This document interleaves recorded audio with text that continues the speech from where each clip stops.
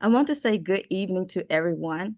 I am Jacqueline Wilson, and I want to personally welcome you on behalf of Get Her Publishing House, which is a part of Elevated Missions Prep Incorporated, for the official launch of Trell Taylor's book, Snatched to Perfection. Earlier today, a message was sent out asking everyone to join us in Going Blue as we celebrate this evening.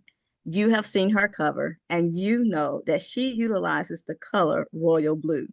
In our industry, color is extremely important because it speaks to the message of the book. The color royal blue, often associated with elegance, sophistication, and power, and for our purposes, symbolizes the importance of reclaiming your power to define what happiness looks like when the world tries to tell you something different. In a moment, you will hear from Rebecca the formal introduction of the Lady of the Hour, and then from the Lady of the Hour herself, along with a Q&A session and an opportunity for audience input.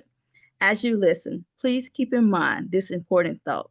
You are enough and can empower others with who you are, which fuels your ability and theirs to reach the next level. Simply, you have something greater to accomplish, and your accomplishment will lead to the empowerment of others. That's what we want people we work with and who receive the products we produce to understand.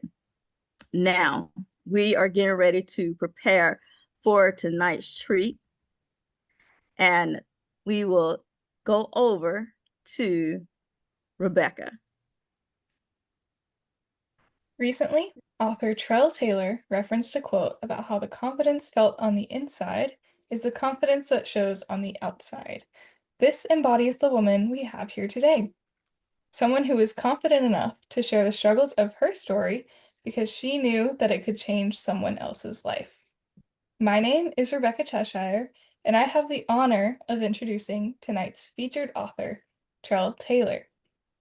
Trell Taylor, formerly known as Yolandria Cottrell Taylor, is the CEO and founder of Tailor Made to Travel LLC and Yoka Global Realty LLC. She is also a corporate accountant. Trell holds bachelor's degrees in management and general business administration from Mississippi State University, as well as a Master of Business Administration in accounting from the University of Phoenix.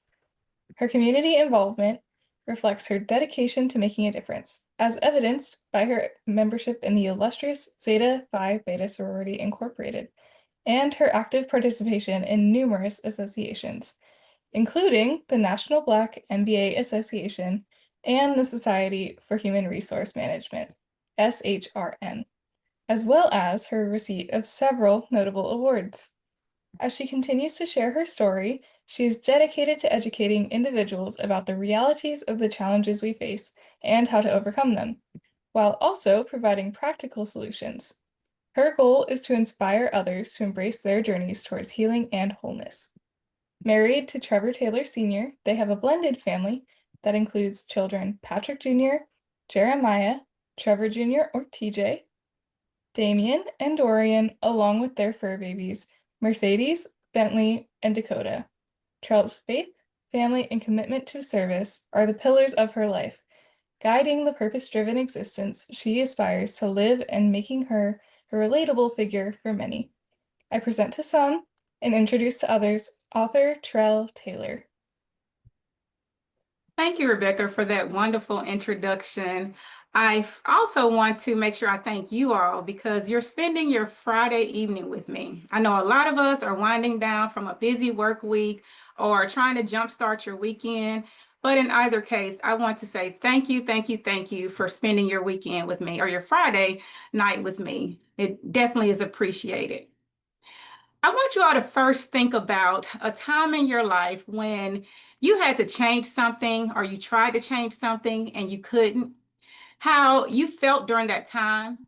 Think about the frustration that you may have felt during those times when you just couldn't get the result that you wanted. Well, that was me. I had 20 years of frustration, actually 20 plus years of frustration, because I was trying to change something about myself that I couldn't change. It didn't matter what I tried to do, I just could not change what I wanted to change about myself. Unfortunately, that happens in some cases.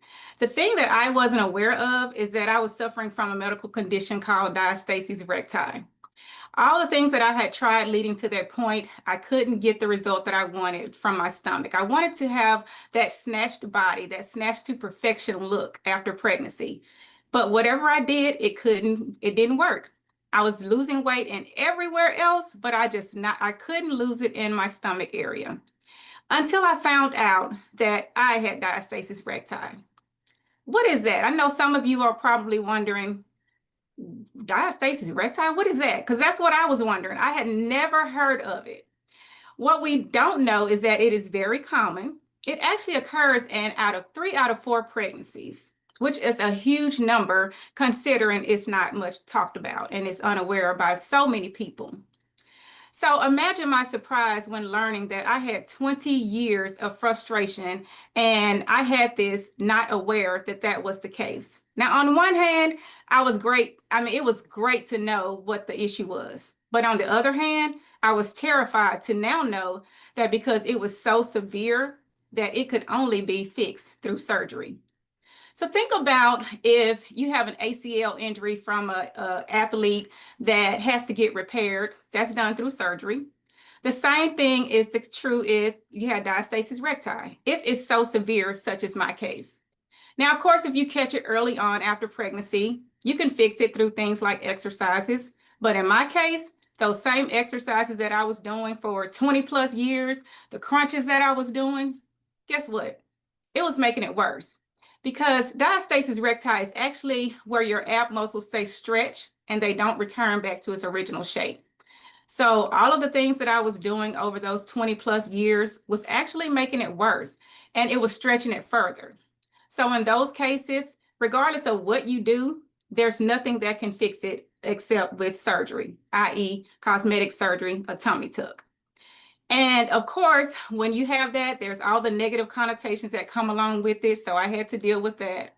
But imagine my surprise when I realized that so many people have this issue and not many people are aware of it. And so now 20 plus years later, now I had to have surgery in order to fix it.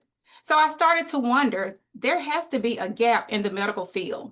Because once you go through your postpartum checks and you check to see if your body is returning back to its natural form, you do things such as the doctors check for your uterus to make sure it returns back to shape.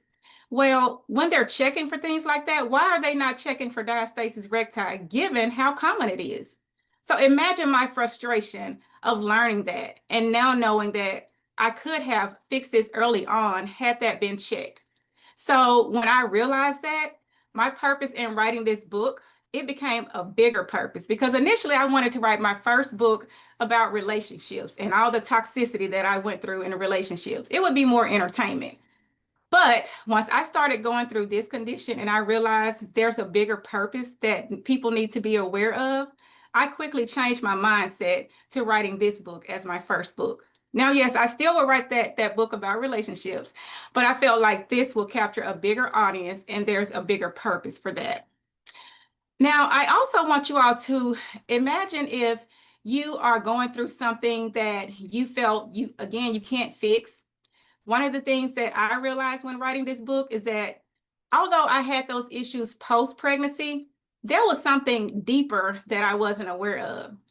And so me and my publisher, we had several sessions just trying to organize the book. And one of the things she told me is, Trell, when did it first start for you? And we had like a mini therapy session because she had me to think way back. And I realized that it went way further than my pregnancy. This is things that I was dealing with even as a teen, even as an adult, even as a child, because I was bullied as a child. Yes, I was bullied. And a lot of people, they kind of deal with it internally, such as myself. I know my mom's out here wondering, why didn't you tell me? Because she always told me I could talk about anything, but I never did. I didn't talk about it. I dealt with it internally, but I was bullied as a child. And so that was my first encounter with image issues and how I realized I was different and what society expects me to look like. I look different than what others look like, or so I thought as a child. So what I want to do right now is I'll take a snippet out of my book and I'll read it to you. There are some that have heard it because I had a beta reading earlier this summer, and some of those people that are on the call now, there was a smaller audience that was able to hear a portion of that chapter, and they were able to offer feedback and suggestions. And so they're seeing it in its final form. And so others are hearing it for the first time. So I'll read a small piece of it just to kind of get you interested and see what I went through as a child. But then I want you all to imagine how you would feel as a child, feeling helpless, knowing that you can't change anything, regardless of what you try to do, you can't free yourself. You can't get out of that situation. And just think about how it would make you feel as a child. My friends and I were playing on the playground. We were playing kickball like all kids do at recess. Suddenly, I heard a voice from across the playground. It was Michael. I never liked him because I thought he was rude and arrogant. At first, I ignored him, assuming he was just playing with his friends, just like I was. But then his voice got louder and closer. I quickly turned around only to find Michael standing behind me. But he wasn't alone. His friend Ezekiel was right next to him, grinning like a Cheshire cat. Fear washed over me because I had no clue why they were standing behind me, smiling in such a mischievous way. My heart raced. My hands began to sweat. I felt a lump in my throat the size of a golf ball as I swallowed in fear. I was terrified.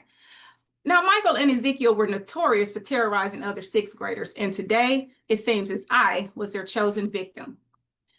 Then it began, those words that I will never forget. Michael and Ezekiel started singing, "Splinter, splinter, splinter, Trell is a splinter." I was so confused. My hands were sweating and my face felt just as damp. Sweat dripped down my back as well as down my face and into my mouth. The saltiness settling across my tongue. Why are they calling me Splinter? I wondered. I turned to walk away. But they and their friends followed closely behind me, getting closer and closer with each line of the song. Soon, everyone was singing along with them. The noise was deafening intense. I couldn't hear myself think.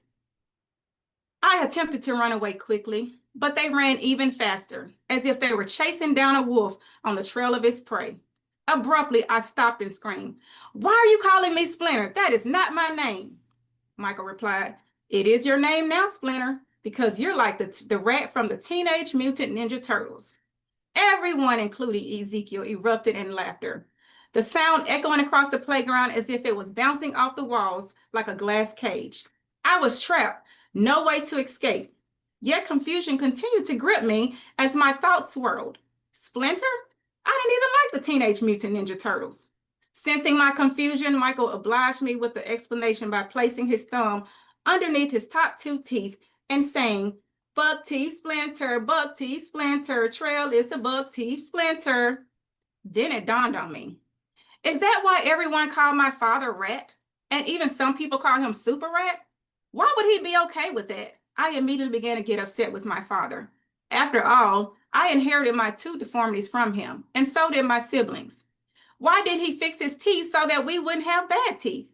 Why would he be okay with being teased? Now, I was being teased because he didn't fix his teeth before I was born. If he had fixed his teeth, I would not have had the bad teeth that I had, or so I thought to myself. I immediately burst into tears hearing this because even if my father was okay with being called Rat, I hated being called that. My face wet with a mixture of salty tears and sweat beaming down my cheeks. I felt like my feet were a ton of bricks. I wanted to run, but I couldn't. I stood in the center of the crowd, barely able to open my eyes. As the laughter and taunting continued, I fell to my knees wondering, where are the teachers? Where were my friends that were playing with me earlier? Were they laughing and singing too? It felt like I was trapped in a dream, unable to wake up. I lay on the ground for what felt like hours until the bell rang. And when it did, the crowd dispersed as if nothing happened. I was finally free, or so I thought. The taunting didn't end there. It happened almost every single day after that. I would hear that Splinter song. I never woke up. I only endured it each time. Eventually, I grew tired of the teasing and I reached my breaking point. So imagine as a child going through that, and everybody's standing around you laughing and talking about Trell is a book T splinter. Well, that was something that I endured, unfortunately. What I want you all to also think about is, what if we didn't have to deal with bullying? What if we didn't have to worry about what society thinks of us and having that snatched image? Wouldn't it be a better place? There would be less stress. There will be less depression. Because unfortunately, some people are so overwhelmed with trying to fit that perfect image that they become depressed. They can't get the results that they want. And then some people even ultimately decide to commit suicide because they're so depressed and they don't know how to handle it. And even with bullying, some children do result to suicide. Now, I'm not saying that that will completely go away if we had a world without all of that, but it would be so wonderful if we didn't have to deal with those things. But let's face it, in reality, we do have to deal with things like bullying. We do have to deal with what society thinks we should be and how that snatched to perfection body should be. Now, when I wrote this book, Snatched to Perfection meant having that wonderful body, the silhouette that I saw on TV. But as I began writing the book and I started thinking about my journey and realizing that it's deeper than that, I started realizing that even after the surgery and all the things that went along with the surgery, the good, the bad, and the ugly that they don't tell you about, I still was not happy. And so once I got towards the end of the book, I realized I had to change my mindset. I had to take back that power and that control. And we have the ability to do that. So you'll find in the book, there are lots of tools and tricks and things that you can do to gain your confidence, because in the end, we can rewrite the narrative and decide how society looks at us. And that's what I want you to learn from this book. And if you know anybody that's dealing with bullying or anybody that's dealing with body image issues, or even thinking that they may have diastasis recti or wondering if they should get surgery and they want to know what to expect, share the book with them. And then share with yourself and just think about how you can change the end result, and you have that power to do so. Thank you.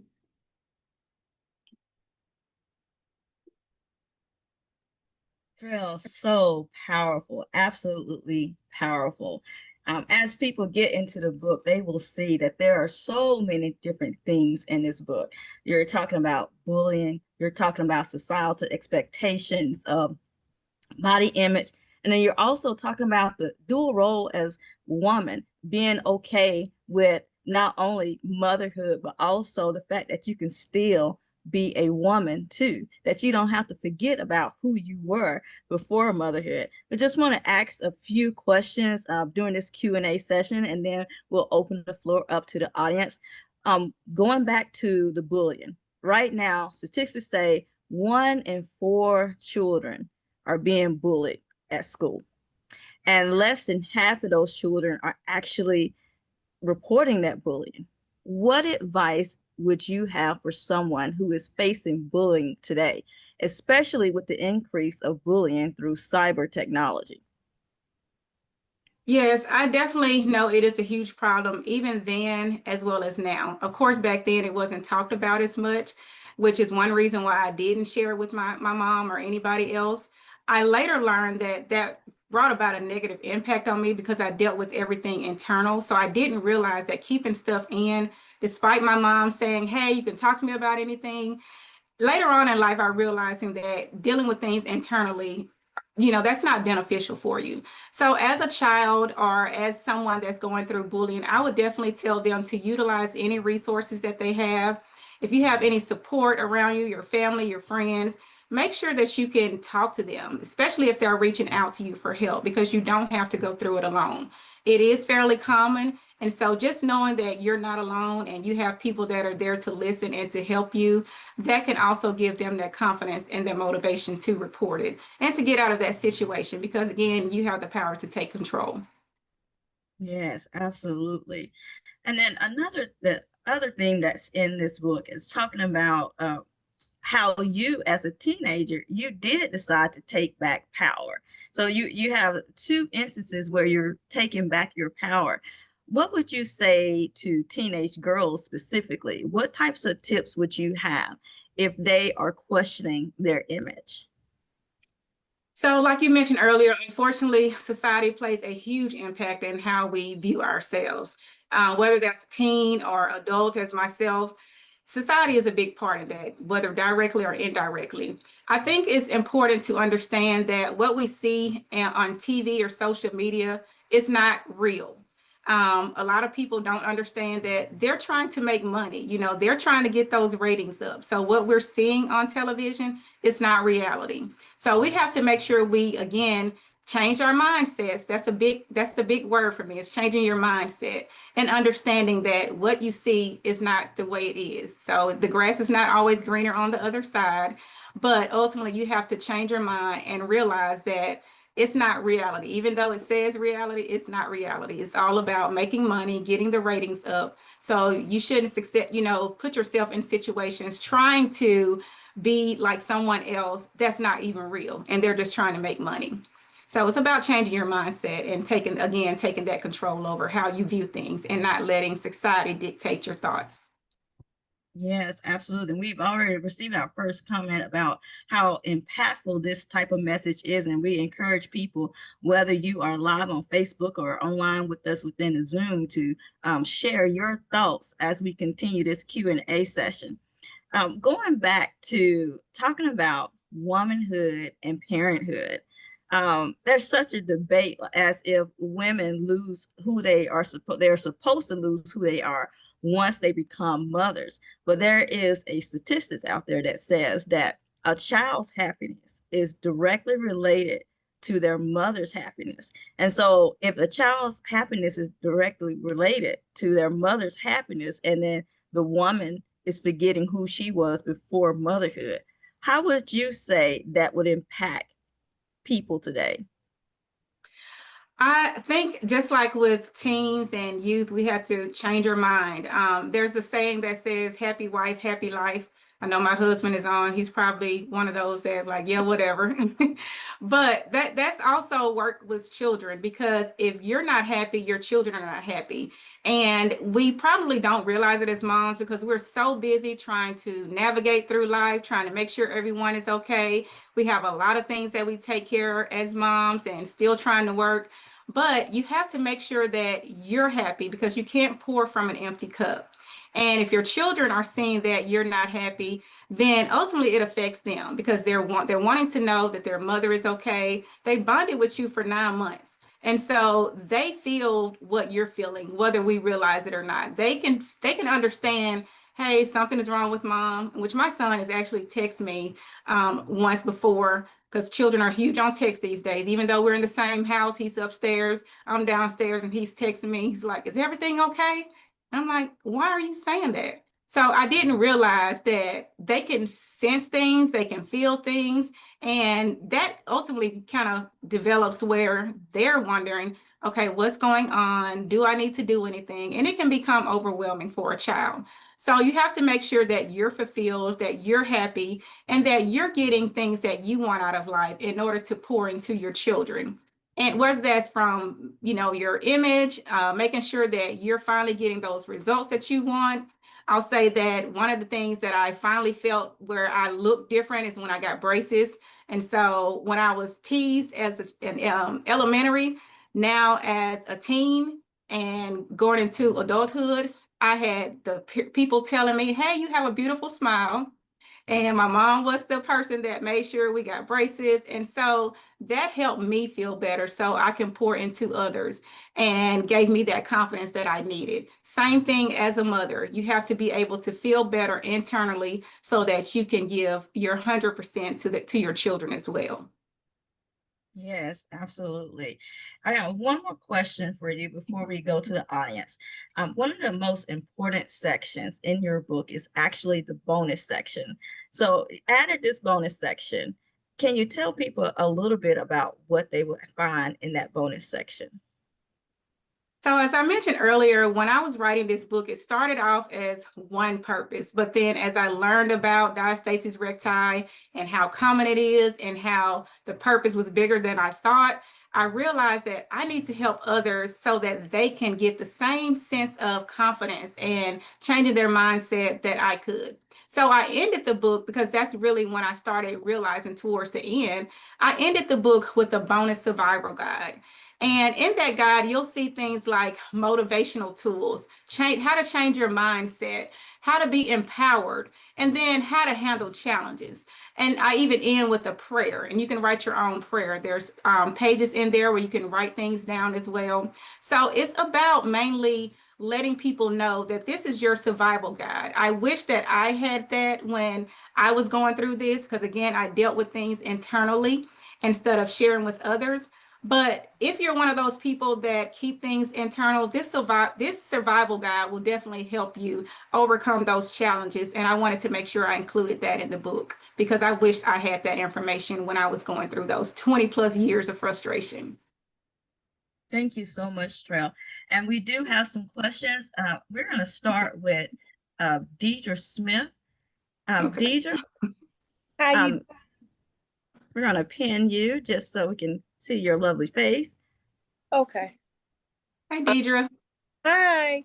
So it was so funny listening to you talk about, things starting out with you with the bullying.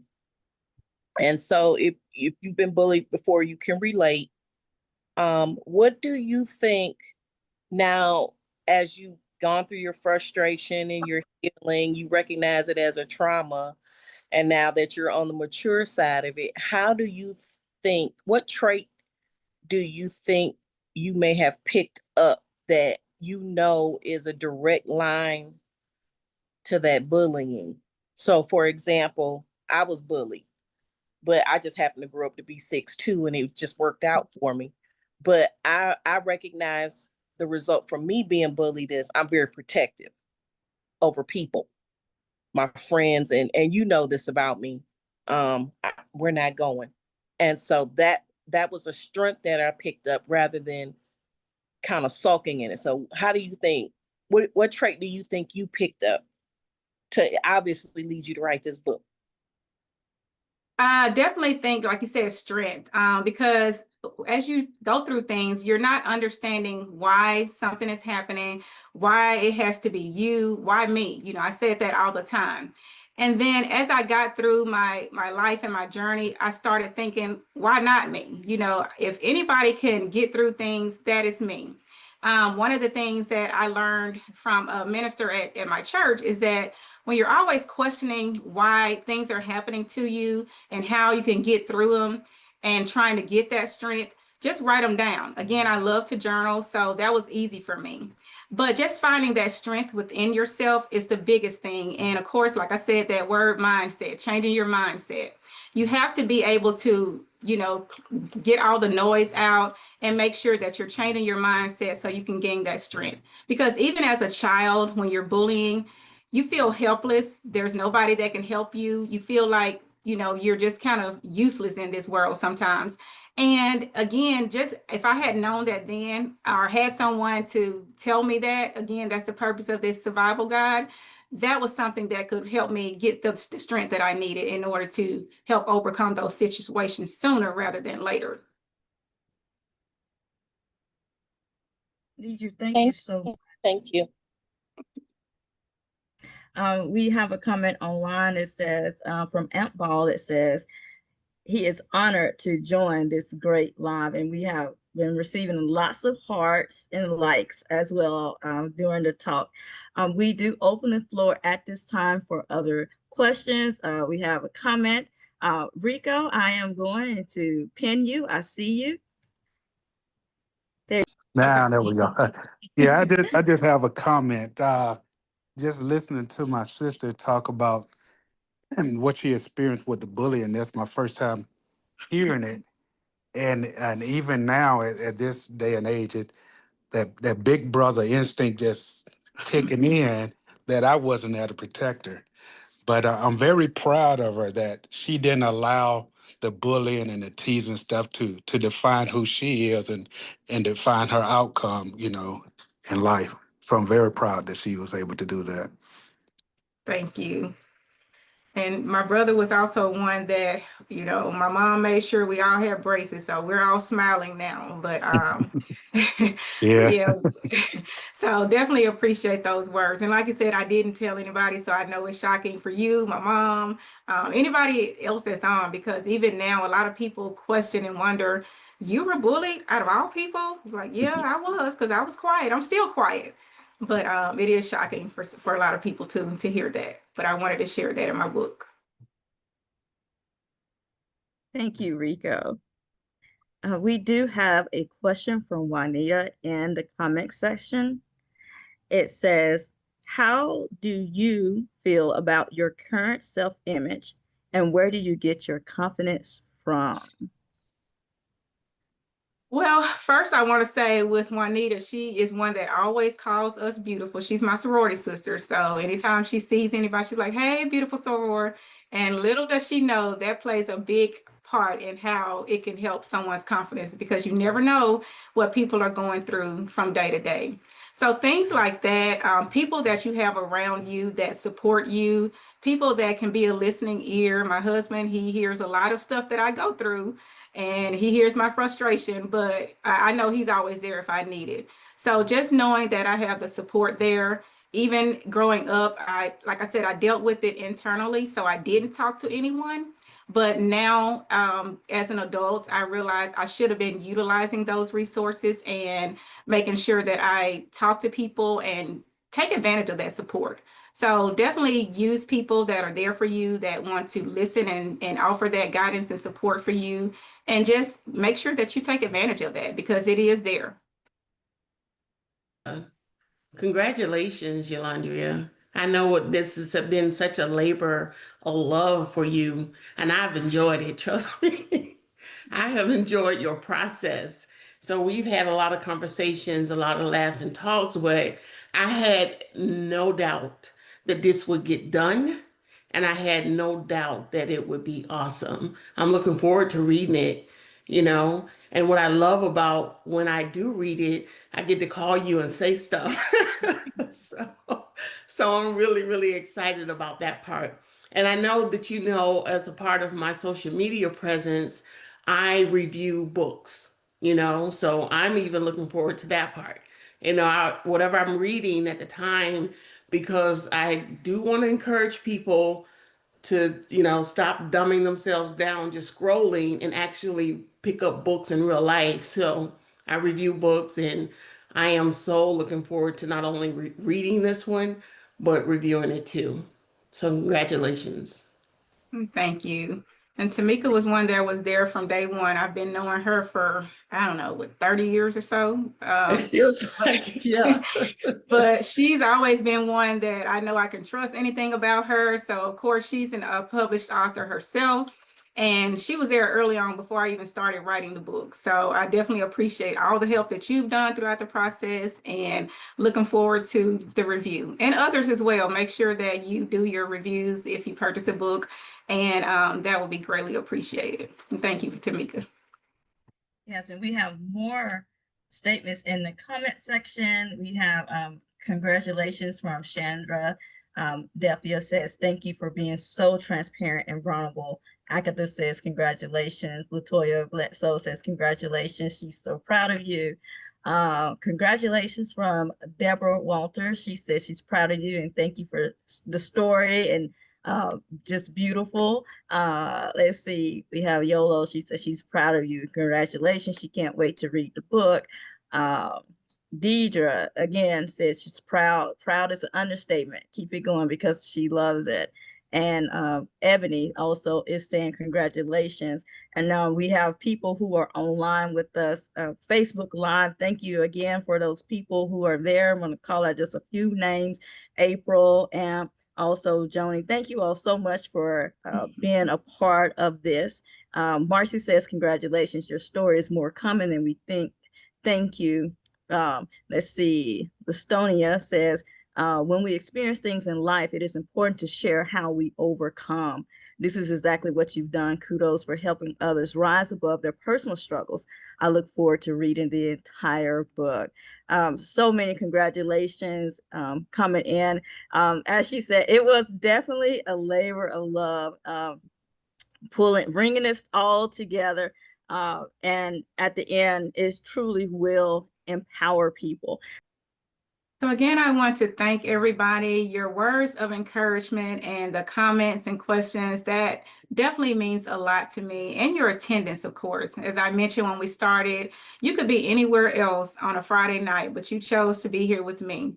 So it is not unnoticed. I definitely appreciate it. To those that wanted to come but had other conflicts, I appreciate them if they're joining from social media, because I did get some people that were messaging me and asking, hey, can I see this later? So thank you all when you do watch the replay. I appreciate it. Thank you, Deidre. She's already bought the book. But I truly appreciate the comments and words of encouragement that you all have provided. It means a lot to know that we're not in this alone. And again, if you all have been in these situations with some of the topics mentioned in the book, just completely read the book, because in the end, you'll see that you can change the narrative, as I mentioned earlier. And then because like I said, share it with someone else that you may feel are going through those things as well, and that they can benefit for it. Just share it with them as well, because we want to make sure that as many people are aware of these issues as we can, cover.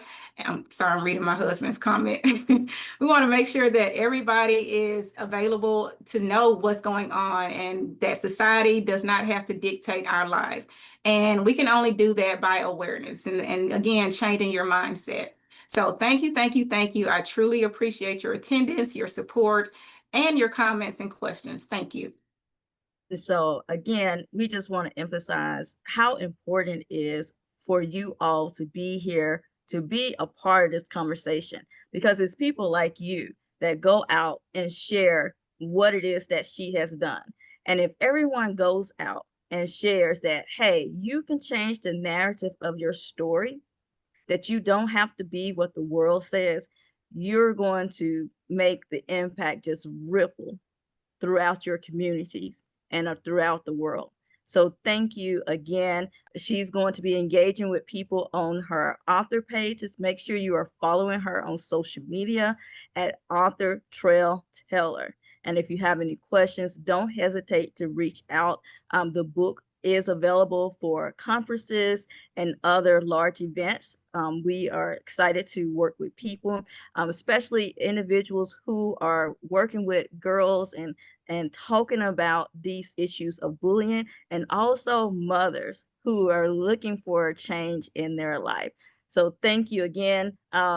Her husband is said, he says, I personally congratulate my wife on this incredible accomplishment. I know it wasn't easy, and you put in so many long nights to make it happen. I'm so proud of you, more than words can express. And I think that is a great place to end on tonight. Thank you again, everyone. God bless. Have a wonderful night. Bye-bye.